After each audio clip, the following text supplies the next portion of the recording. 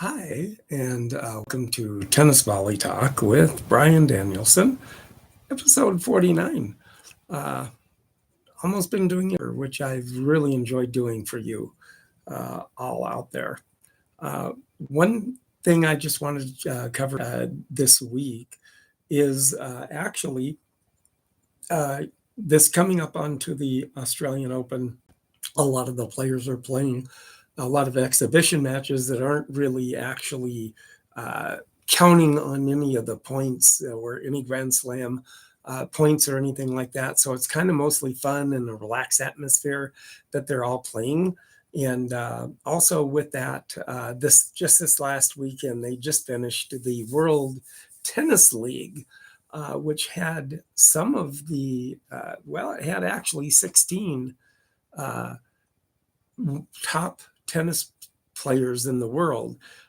Some of them and they had like four teams of four that were divided up in doubles teams, and they had names to them. And it was really kind of a good format. Doubles, it had men's doubles, women's doubles, and then mixed doubles. And then whoever won that played the doubles, and then the team actually then won. And then also with that too, that's how the format kind of went that way, kind of a little bit like, actually World Team Tennis, kind of in a way, but it was called World Tennis League. So anyway, actually the contestants this year in 2023 here were actually Danill Medvedev, and it was Team Eagles, and then also Andrei Rublev, and then Maria Andreeva, and then Sophia Kenin from the USA, which has been off the radar quite a bit with a lot of injuries. But yet she was on the winning team that actually ended up winning the whole thing, which was good for her. And I'm glad to see her back in kind of the winning ways too, because she actually, in one of her matches that she played Sabalenka and actually beat Sabalenka too, which is really a good feat for her, which will give her momentum going in to the Australian Open also with that too. And then on Team Falcons, there was Taylor Fritz, Aryna Rabakina, and then Leila Fernandez, and then Samut Najal. And then on Team Hawks, there was Iga Swiatek, number one in the world, Hubert Hurkacz, which is also a very good tough out and good player all the way around too, has very good touch and fine feel hitting the ball, and he has a big booming serve too when he needs to have one. And then Casper Ruud then also was on that team, and Caroline Garcia from France was actually on that team, and she's a very good player in her own right too. Had a massive year this last year, and really came playing very good and made it to quite a few finals, and really upped her rank and made it up into the top 10 in the rankings, and really was playing good this last year. And then we had the Team Kites, and then we had Aryna Sabalenka, and then we had Gregor Dimitrov, and then the tennis couple, Stefano Tsitsipas, and then Paula Badoza. That's kind of known as, now they're dating, as if anybody in the tennis world didn't know that. But they are now dating, and they're the kind of like the Agassi and Graf. Well, of course, nobody knew about Agassi and Graf too much, but they later found out. So, but that was good. But they're the dating couple now, the it couple in tennis, in a sense. So with that too, that's kind of who was playing in the team event that with that, and so. In that team event, it came up to let's see, Andrei Rublev. He was playing singles and he was playing. He was actually playing. Let's see, Tsitsipas is who he was playing in the final.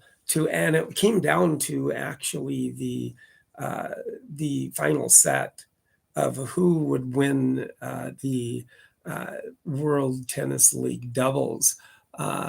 In the format is mixed doubles and then regular doubles and singles play, and then it was all played in Abu Dhabi from the 12th to the 21st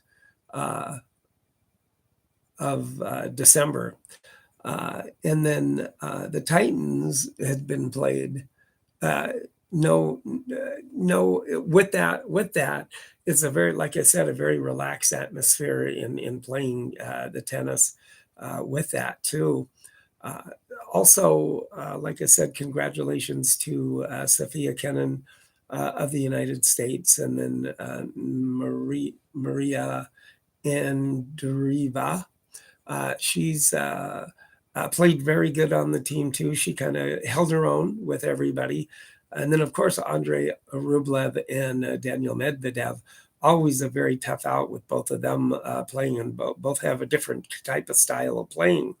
But also with that too, they're very good with singles and even in doubles too, as they've paired up a few times too in the playing doubles together in the Rogers Cup a few times with that too. Now also Taylor Fritz from the USA, and then Aryna Sabalenka, and then Leylah Fernandez, and she's a very good player too. She's actually, from when she first started, she was a slightly built girl, like very, and it was amazing. She had good timing. She's a lefty, so she had very good timing and with her strokes and everything. But now she's grown a little taller and she has a little bit more muscle to her, so she can actually hit the ball really good now.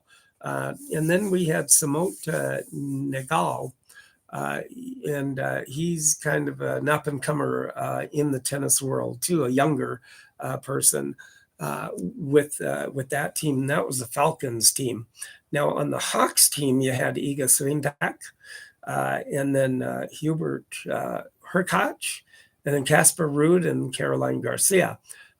All of those players are very good. Of course, number one, Iga Swiatek, and then Hubert Hurkacz is, like I said, always a very good player, and he has a kind of reminds you a little bit way back in the day, if anybody remembers Mislav Nashir. He kind of floats around the court like that. Deceptive speed that he has for a tall guy. And very good feel at the net with volleys, and for a tall guy playing tennis and hitting volleys like that too. And then Caroline Garcia, like I said, had a very good year. Very smooth player. Can serve and volley if she needs to, but has a very strong baseline game along with that. And then the team kites, you had then Aryna Sabalenka, which was number 2 in the world, which actually Iga Swiatek took over that spot of number 1 and took number 1 back, and she dropped to number 2. But still, in her own right, she has her big game that she has with all big ground strokes. That she has a big serve, and she tries to go for the 1-2 punch, like the big serve, then the forehand winner or backhand winner, and then that's it. And then get back to the next point and hit the serve and see if she can do that. And she can rally with people too, very well. And then with that, playing like she does, it's a very aggressive game. So she does have that error that she can have errors, and she can fall into those too, which can happen for her on that at times. And then that can lose her concentration, and sometimes she can just lose the match right out and just lose it. And when she was ahead and playing very good, she can just all of a sudden lose the match. it can happen to her. She is the reigning champion for the Australian Open coming up here in a few weeks. So look for her to still continue to play good at Australian. Iga Swiatek, look for her. A lot of the other players out there. There's going to be, I think Naomi Osaka is going to be coming back after she had her baby. And then there's Andreescu and a few others. There's on the men's side, there's probably going to be all the top players, including Novak Djokovic. Nadal, I'm not sure if he is, but he's coming back from injury, but he will be back on the tour again this year. And hopefully he might be able to win a tournament. What do you guys think with that? But also with that, you YouTubers, if you do want to take a look, with the racket, you're going to be seeing the racket of the day coming up pretty soon. And then also you podcasters, if you do want to take a look at the racket of the day, then you can certainly take a look at the racket. Go to my YouTube channel, then Tennis Volley Talk, and you can take a look at the racket that I will be talking about here pretty soon and showing to everybody this week with the racket too. And then you got Grigor Dimitrov. He was playing. He used to, and he's really had a very good year too.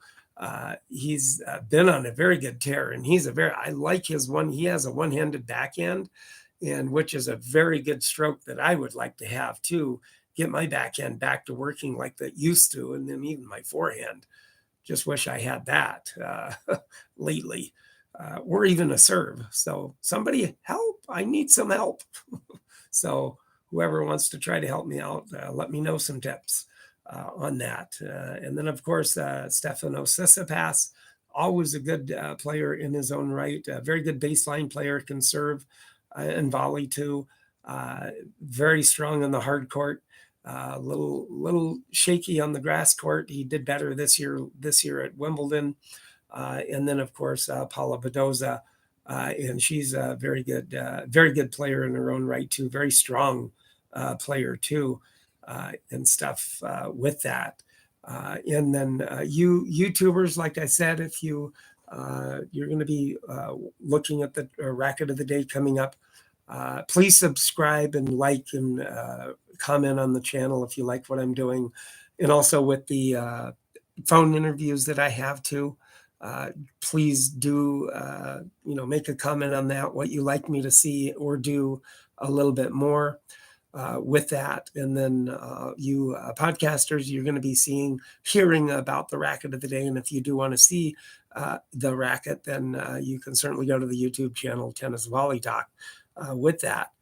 So, kind of in the sense that's just kind of fill in with some of the tennis that's been going on as far as the more relaxed atmosphere.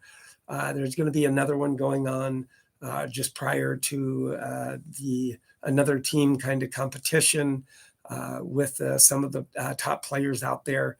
And I will be probably talking a little bit about that also. Now, with that, without any further ado, sorry about that, racket fell down, but I do want to bring out the racket of the day here for you. Now, you podcasters, you're going to be taking a look at that, the racket here, and then please, you're going to see it, but you YouTubers, you're going to be seeing it. And then you podcasters, if you do want to take a look at it, go to my tennis channel on YouTube, Tennis Volley Talk. But anyway, this is the racket it is. It's actually an imperial racket, which is really not a Davis racket or anything like the imperial, but it's just an imperial, the brand name that they made, that this racket made here. And then it's called Perfect Balance, really, is what it says there with that. And then you can see the eagle on that very nicely colored racket here, the maroon, and then this here. And, it was actually it's a Headley product. is what it is. And it's also then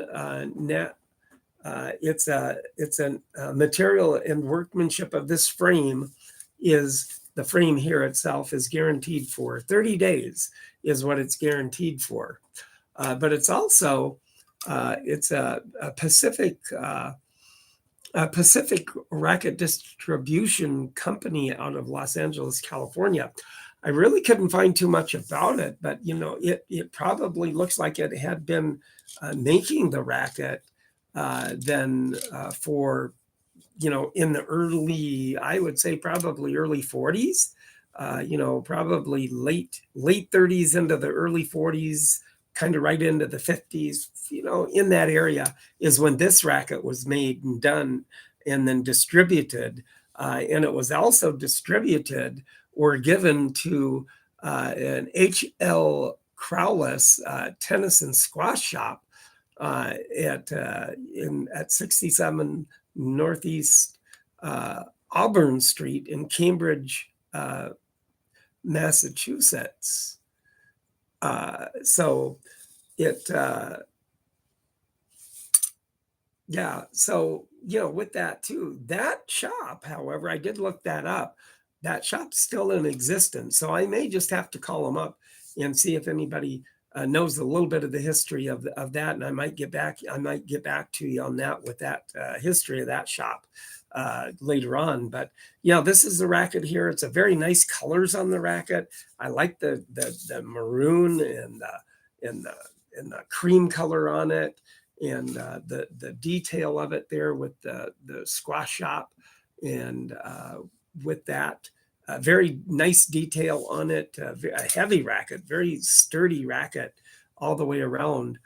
So be sure and comment and like and subscribe to the tennis channel, my tennis channel, Tennis Volley Talk. You podcasters also can see what I'm talking about if you want to go to my YouTube channel, Tennis Volley Talk. But be sure and subscribe, like, make a comment, whatever you may like on that, with what I do with the racket of the day, and then also with the phone interviews. I'm going to hopefully and get some in-house guests coming up later on for me or with me on my podcast, and maybe get some over the phone interviews again too. So it's just a matter of just trying to get it hooked up and done that way. So you YouTubers, be sure and subscribe, like, and go to my channel, Tennis Volley Talk, and take and then make a comment. Let me know what you're thinking, and would like to hear something from anybody about that. And then also you podcasters, if you want to take a look at the racket, go to my tennis channel on YouTube, Tennis Volley Talk also. So very nice racket, nice colors on the racket, cream and maroon. And like I said, it's probably in the late 1930s up into the late 40s is how old that racket is. So I'm just glad I have it. It's a very pretty look on the racket, and the colors that combine well together on that particular racket. But with that, I do hope that everybody has a very good week. I do like coming in and talking about everything with you. And I do appreciate you all so much. And things will be coming later and through with what I'm going to be talking about with other things. And everybody this week, you do have a very good week, this coming up week. And I know that some are playing inside now. Some are playing outside still, which is very good. Keep on playing, and have a very good week in playing this week. And with that, I hope that everybody does like my YouTube tennis channel, Tennis Volley Talk. Please subscribe, like, and comment to this. And also you podcasters also listening to this, please also like, subscribe, and make a comment on that also. So I do appreciate everybody listening to me again today. And everybody have a very good week. And I will talk to you next week. And thank you again. And have a great week playing, everybody. Thank you.